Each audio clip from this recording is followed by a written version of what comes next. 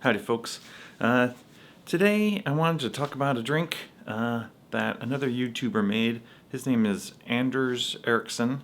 He's got a really good channel, very classy, looks really good. He's very relaxed and charming, makes really nice videos. I've been enjoying it a lot.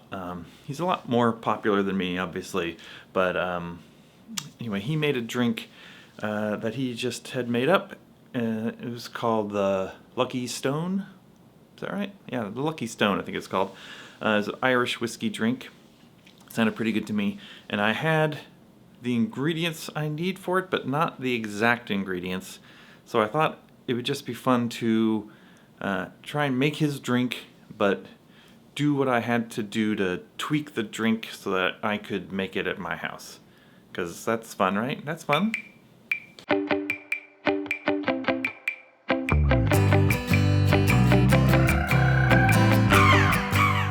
So the drink he made is 1.5 ounces of Irish whiskey. He used Powers Irish whiskey. What I've got is Writer's Tears. This is blended copper pot still Irish whiskey. It's pretty good. It's not spectacular. It should be pretty similar. I don't think when you're making a recipe, it's usually critically important which base spirit you use. Sometimes it is, but I don't think it'll be in this case with Irish whiskey. So it also has 1 ounce of Amontillado Sherry, which I don't have, but I do have Manzanilla Sherry, which should be pretty close. Also a fairly dry sherry, not the driest, but it should be comparable. But again, not the exact bottle he used.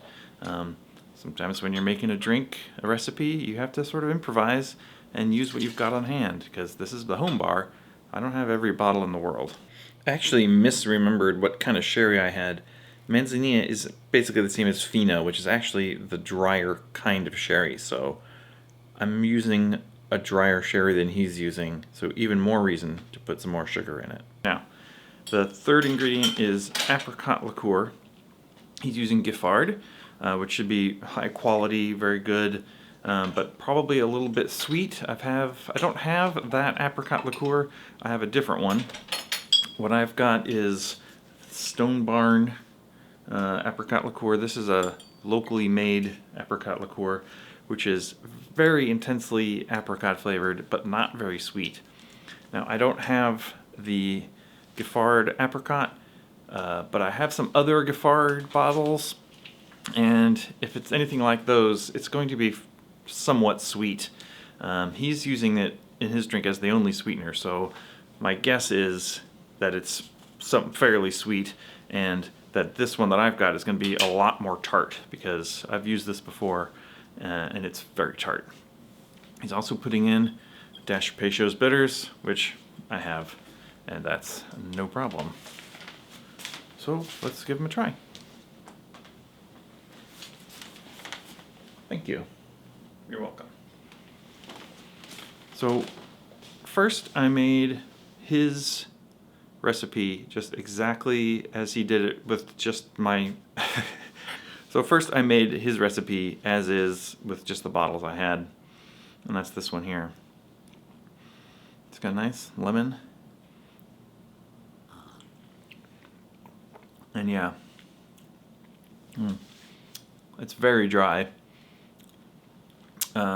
When I make a drink, I love sherry, but when I make a drink with sherry, I tend to find that the sherry really takes over, and all I can taste is sherry. I don't know if this happens to everyone. It might be just me, my sort of weird thing, but sherry drinks, I don't often even order sherry drinks in bars because they tend to always have too much sherry in them for my tastes. But that's the thing about making drinks at your house, is you're allowed to alter the recipes to make them how you like them.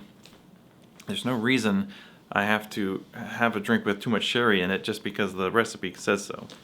Anyway, for my version, what I did was I only used 1/4 ounce of my apricot liqueur, and I put in 1/4 ounce of sugar because I'm pretty confident that this wouldn't be sweet enough. I also put in only 3/4 of an ounce of sherry because I was pretty confident that an ounce of sherry would be too dry for me. So we're going to try my version. Yeah. Now, to me, that's much more balanced. The apricot and the sherry go really well together. This is slightly less sherry forward. It's less dry. It's more rounded. It's more fruity. Yeah. See, I like my version better. Nothing against his version. Obviously, I've got different bottles than he does, and you can't always just swap things in and out one for one. I tweak this recipe a little bit to suit my tastes and my bar and what I've got available, and that's what you should do too. If you feel like something is too bitter, something's too sweet, something's too anything, make some tweaks. Tweak it. You're allowed to tweak it. There's no rules. Anyway, I'll put a link to Anders' channel down below. It's pretty great. I hope you enjoyed this video. Let me know in the comments what you think, and we'll see you next time.